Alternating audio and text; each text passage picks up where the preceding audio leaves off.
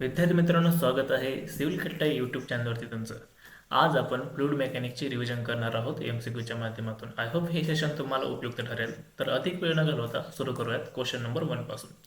आपल्या क्वेश्चनमध्ये काय विचारले, पास्कल सेकंद हे कोणत्या क्वांटिटीचं युनिट आहे, राईट. तर या क्वेश्चनमध्ये तुम्हाला एक फॉर्म्युला महत्त्वाचा करणं गरजेचं आहे, तो म्हणजे न्यूटन्स लॉ ऑफ विस्कॉसिटी. म्हणजे काय, tau is equal to dynamic viscosity into D phi by D Y, right. हा काय आहे, हा फॉर्म्युला आहे न्यूटन्स लॉ ऑफ विस्कॉसिटी. यामध्ये टाउ म्हणजे काय, शियर स्ट्रेस, म्यू म्हणजे डायनॅमिक विस्कॉसिटी, आणि हा आहे, ह्याला म्हणतो आपण व्हेलॉसिटी ग्रेडियंट, राईट. आता शियर स्ट्रेसचं युनिट काय असणार आहे, pascal obviously, is equal to mu. व्हेलॉसिटीचं युनिट काय असते, metre per second divide by distance, Y म्हणजे डिस्टन्स आहे, त्याचं युनिट काय, मीटर. तर या केसमध्ये तुम्हाला म्यू म्हणजे डायनॅमिक विस्कॉसिटी युनिट काय मिळतं, pascal second is equal to mu म्हणजे डायनॅमिक विस्कॉसिटी. तर आपल्याला मिळालेलं आहे डायनॅमिक विस्कॉसिटी युनिट काय आहे, पास्कल सेकंड, म्हणजे ऑप्शन नंबर सी. ह्यामध्ये फक्त हा फॉर्म्युला महत्त्वाचा आहे, Newton's law of viscosity. This formula is important. So next question. Next क्वेश्चनमध्ये काय विचारलं आपल्याला, आयडियल फ्लुइड इज, म्हणजे आपल्याला आयडियल फ्लुइडची डेफिनेशन माहीत असणं गरजेचं आहे. आता पहिला ऑप्शन काय म्हणतो, one which obeys Newton's law of viscosity. तर एक इम्पॉर्टंट गोष्ट आहे, Newton's law of viscosity ideal fluid केव्हाच फॉलो करत नाहीये. त्याच्या कंडिशन्स काय आहेत, surface tension is equal to 0 असलं पाहिजे, right. Viscosity is equal to 0 असली पाहिजे, आणि ते डेन्सिटी कशी असली पाहिजे, कॉन्स्टंट, राईट. डेन्सिटी कशी असली पाहिजे, कॉन्स्टंट असली पाहिजे. तर ह्या कंडिशन फॉलो करतो, राईट. तर ह्या डेफिनेशननुसार काय येणार आहे, ऑप्शन नंबर बी काय आहे, फ्रिक्शनलेस. बरोबर आहे, फ्रिक्शनलेस म्हणजे काय, म्यू 0 आहे, तेच म्हणजे फ्रिक्शनलेस. इनकॉम्प्रेसिबल म्हणजे काय, डेन्सिटी काय झाली, कॉन्स्टंट झाली, राईट. म्हटल्यानंतर ऑप्शन बी हा बरोबर आहे. आणि Newton's law of viscosity follow का करत नाही, आता पाठीमागच्या क्वेश्चनमध्ये आपण काय बघितलं होतं, tau is equal to mu into D V by D Y, right. हा आहे Newton's law of viscosity. This is Newton's law of viscosity, right. हा का फॉलो करत नाहीये, कारण की हे इक्वेशनमध्ये काय होतं, आता ऑब्व्हियसली म्यू 0 आहे, व्हेलॉसिटी पण चेंज होत नाहीये, कारण की असे हा सरफेस आहे आणि हा ही लँड आहे, राईट. असं वरती गेलं तर आपण विस्कोसिटी चेंज, व्हेलॉसिटी चेंजच होत नाही म्हटलं तर ही टर्म पण काय झाली, 0 झाली, राईट. आणि शियर स्ट्रेस पण नसणार, त्यामुळे सगळं 0 झालं. 0 इज इक्वल टू 0 0, काय सेन्स आहे काय गोष्टीचा, काहीच नाही. त्यामुळे न्यूटन्स लॉ ऑफ विस्कोसिटी इथं अप्लाय होत नाहीये. फक्त एकाच गोष्टीला न्यूटन्स लॉ ऑफ विस्कोसिटी होतं, तो म्हणजे कुठला, न्यूटोनियन फ्लुइड, राईट. ही एक इम्पॉर्टंट गोष्ट तुम्ही लक्षात ठेवू शकताय. फक्त इम्पॉर्टंट क्वेश्चन काय, की आयडियल फ्लुइडची डेफिनेशन, राईट. आय होप ही गोष्ट तुम्हाला कळाली असेल. तर पुढे जाऊया. Newton's law of viscosity, right. Double विचारला, काय विचारला, Newton's law of viscosity. Directly example लिहायचं, फॉर्म्युला लिहायचा, tau is equal to mu into D phi by D Y, right. आता ह्यामध्ये काय इंडिकेट करतोय, हा शियर स्ट्रेस, टाव म्हणजे काय, shear stress is equal to, म्हणजे रिलेट केलाय कशाला, रेट ऑफ अँग्युलर डिफॉर्मेशन. अरे हे तरी व्हेलॉसिटी आहे, व्हेलॉसिटी ग्रेडियंट आहे, परंतु हा व्हेलॉसिटी ग्रेडियंट आहे ना, हा D theta divide by D T ह्याच्या इक्वल असतो. म्हणजेच काय, डी थीटा म्हणजे काय, अँग्युलर डिफॉर्मेशन आहे, आणि डी टी म्हटलं की rate of angular deformation, right. तर ह्याचं एक डेरिवेशन पण आहे, पण त्याला आपण ते पुढच्या व्हिडिओमध्ये केव्हा तर घेऊया. पण हा फॉर्म्युला लक्षात ठेवा न्यूटन्स लॉ ऑफ विस्कोसिटीचा, राईट. मग काय येणार आहे, option B, shear stress and rate of angular deformation. I hope हे तुम्हाला कळालं असेल. नेक्स्ट क्वेश्चन बघूया. आता क्वेश्चन 4 काय, न्यूमरिकल आहे. काय विचारले आपल्याला, if the dynamic viscosity of the fluid is 0.5 poised, म्हणजे काय दिले आपल्याला, म्यू डायनॅमिक दिलेले आहे, किती दिलेले आहे, 0. पॉइस. आता हे युनिट आहे ना, हे आहे CGS सिस्टीम म्हटलं. CGS सिस्टीम म्हणजे काय, CGS ही काय युनिटची सिस्टीम आहे. ह्यामध्ये C काय इंडिकेट करतं, सेंटीमीटर, G म्हणजे ग्राम, आणि S म्हणजे सेकंद. तर ते 0.5 काय आहे, poise, right. And the specific gravity is 0.5. आता स्पेसिफिक ग्रॅव्हिटी कशा दिलेली आपल्याला, पर्टिक्युलर फ्लुइडची दिलेली आहे. इफ द म्हणजे फ्लुइडची दिली, किती दिलेली आहे, 0.5 लिहून घेतलं. आता काढायचं काय आपल्याला, काय फाइंड करायचं, कायनॅमॅटिक विस्कोसिटी. बरोबर आहे, क्वेश्चन 1, राईट. आता तुम्हाला माहिती असेल kinematic viscosity is equal to काय असतं आपलं, dynamic viscosity divided by density of the fluid, right. त्याने काय दिलेलं आपल्याला, स्पेसिफिक ग्रॅव्हिटी ऑफ फ्लुइड काय असतं, density of fluid divide by density of water. बरोबर आहे. डेन्सिटी ऑफ वॉटर काय असते, 1 ग्रॅम पर cc, बरोबर आहे. 1 ग्रॅम पर cc असते, राईट. मग ह्या केसमध्ये आता जीएफ म्हणजे 0.5 आपले स्पेसिफिक ग्रॅव्हिटी आहे, 0.5 आहे आणि हे 1 आहे म्हटल्यानंतर अल्टिमेटली डेन्सिटी ऑफ फ्लुइड काय झाली आपली 0.5, राईट. आता सगळ्या गोष्टी आपल्याकडे आहेतच आणि आपल्याला काय काढायचं आहे, म्यू के काढायचं आहे. ओके, इज इक्वल टू काय झालं, हे किती दिले 0.5, हे पण 0.5, उत्तर आलं 1. पण ह्याचं युनिट काय असणार आहे, बरोबर आहे. आता म्यू कशामध्ये होतं आपल्याला, सीजे सिस्टीम मध्ये होतं म्हटल्यानंतर हे 1 आले ते कायनेमॅटिक विस्कोसिटीचं, ते पण सीजीएस मध्ये असणार आहे. ते काय असतं कायनेमॅटिक विस्कोसिटीचं सीजीएस युनिट काय, स्टोक्स. तर आपलं उत्तर काय आलं 0.1 स्टोक. तर उत्तर काय आलं आपलं 1.0 म्हणजेच 1 स्टोक उत्तर आलेलं आहे. आय होप हा कन्सेप्ट पण तुम्हाला कळाला असेल. तर आपण नेक्स्ट क्वेश्चनकडे जाऊयात. नेक्स्ट क्वेश्चन मध्ये काय विचारलं आपल्याला, द फिस्कोसिटी ऑफ अ गॅस, बरोबर का. फिस्कोसिटी ऑफ गॅस कशी असते, आता फिस्कोसिटी कशाची असते, फ्लुइडची असते. आता फ्लुइड म्हटलं की फ्लुइडमध्ये काय काय येतं, एक येतो गॅस आणि दुसरा घटक आहे तो म्हणजे आपला काय असतो, लिक्विड, राईट. गॅस आणि लिक्विड. तर गॅसमध्ये त्यांनी काय विचारलं की कसं होतं, आता हा एक चेंबर आहे, राईट. असं एकूण पॅक आहे. ह्यामध्ये काय असणार, मॉलिक्युल असतात. कशाचे मॉलिक्युल असणार आहेत, ते मॉलिक्युल असणार आहेत गॅसचे. ज्यावेळेस आपण टेम्परेचर इन्क्रीज करतो, राईट, तर ते मॉलिक्युल एका जागेला थोडे असणार आहेत, ते काहीतरी मुवमेंट करत असणार आहेत, राईट. ज्यावेळेस आपण टेम्परेचर इन्क्रीज करतो ना, त्यावेळेस हे मॉलिक्युलची स्पीड वाढतं आणि एकामेकावर आदळते. ते हे आदळल्यामुळे आहे ना, ह्यातील बाहेर जायला त्यांना रेजिस्टन्स निर्माण होतो, राईट. आता विस्कोसिटी म्हणजेच काय, तो रेजिस्टन्स मध्ये विस्कोसिटी आहे. म्हणजे टेम्परेचर वाढली की विस्कोसिटी काय होते, वाढते. हे कशाच्या केसमध्ये, गॅसच्या केसमध्ये, राईट. म्हणजे काय होणार, increase with increase in temperature, option B.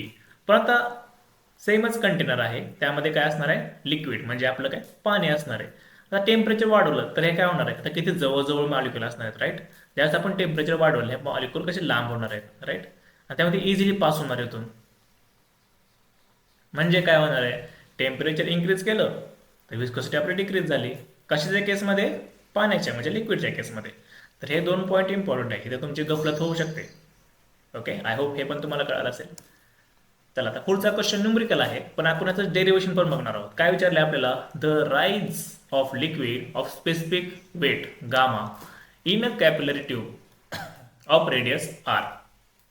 Given काय दिले आपल्याला काढायचे काय, एच म्हणजे काय, राईज, कॅपिलरी राईज काढायचं आपल्याला. दिले काय आपल्याला, युनिट वेट गामा दिलेला आहे आणि आपली जी ट्यूब आहे, राईट, ही सर्क्युलर ट्यूब असणार आहे आपली, त्याचे आपल्याला काय दिले, रेडियस दिलेले आहे, किती दिलेले आहे, आर, राईट. आता त्याचं डेरिव्हेशन आपण कसं करतो, एक सिंपल शॉर्टकटमध्ये सांगतो तुम्हाला.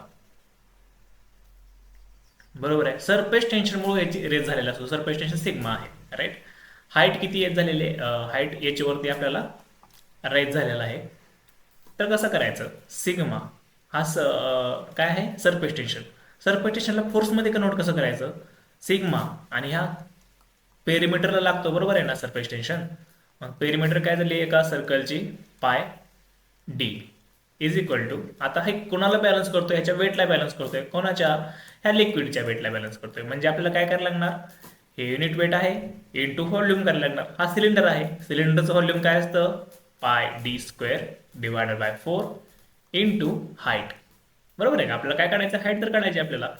तर पायला पाय कॅन्सल, एका डीला एक डी कॅन्सल, मग काय आलं आपल्याकडे 4 sigma divided by gamma into D is equal to आपली काय आली, हाईट, राईट. म्हणजे हाईट म्हणजे कॅपिलरी रेंज.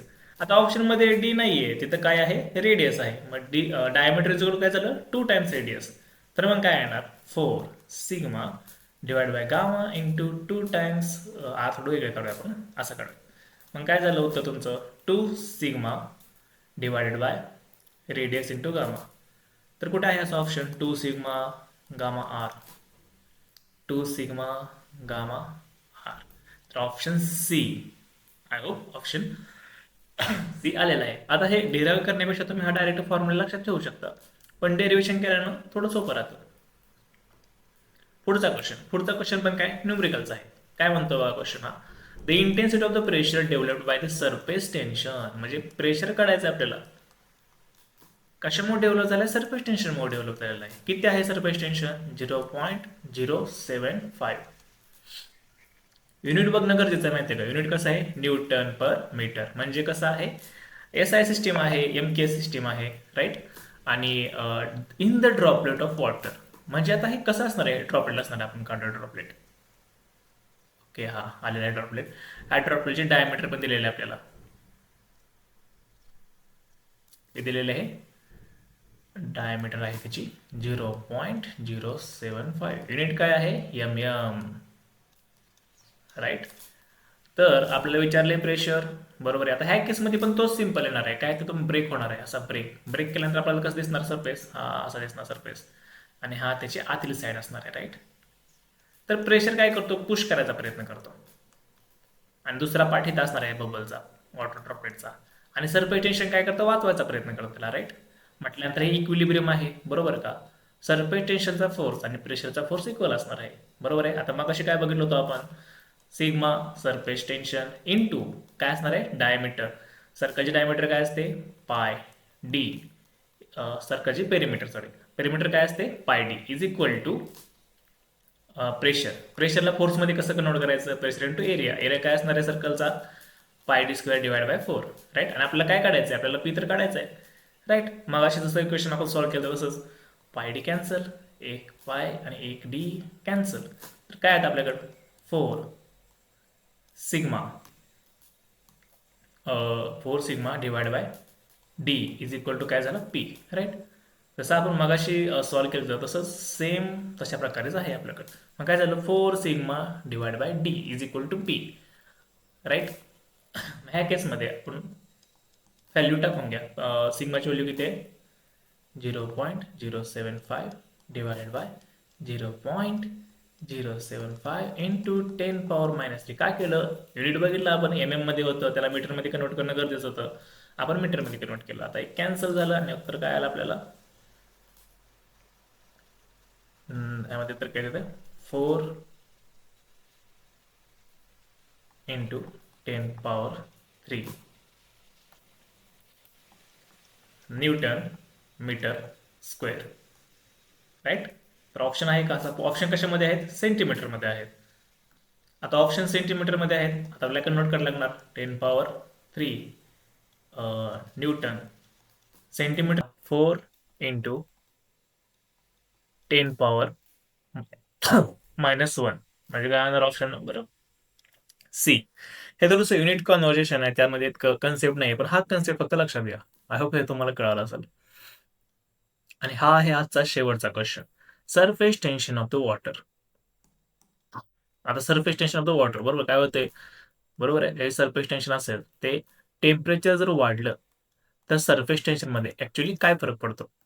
तर बरोबर आहे, काय होणार आहे? आता हे सरफेस टेन्शन का असतं बरं? मेन रिझन काय माहितीये का? असं हे पाण्याचं सरफेस आहे, हे ते मॉलिक्युल असणार, इथे मॉलिक्युल असणार. ह्या दोन मॉलिक्युलच्या अट्रॅक्शन फोर्स जेवढा जास्त असेल तेवढं सरफेस टेन्शन म्हणजे सिग्मा जास्त असणार आहे, राईट. पण ज्यावेळेस टेम्परेचर आपण इन्क्रीज करतो ना, त्यावेळेस काय होतं? हा जो अट्रॅक्शन फोर्स आहे तो डिक्रीज होतो. आणि परिणामी काय होणार आहे? आपला सरफेस टेन्शन डिक्रीज होणार आहे. म्हणजेच काय? Increase with decrease in temperature, बरोबर आहे.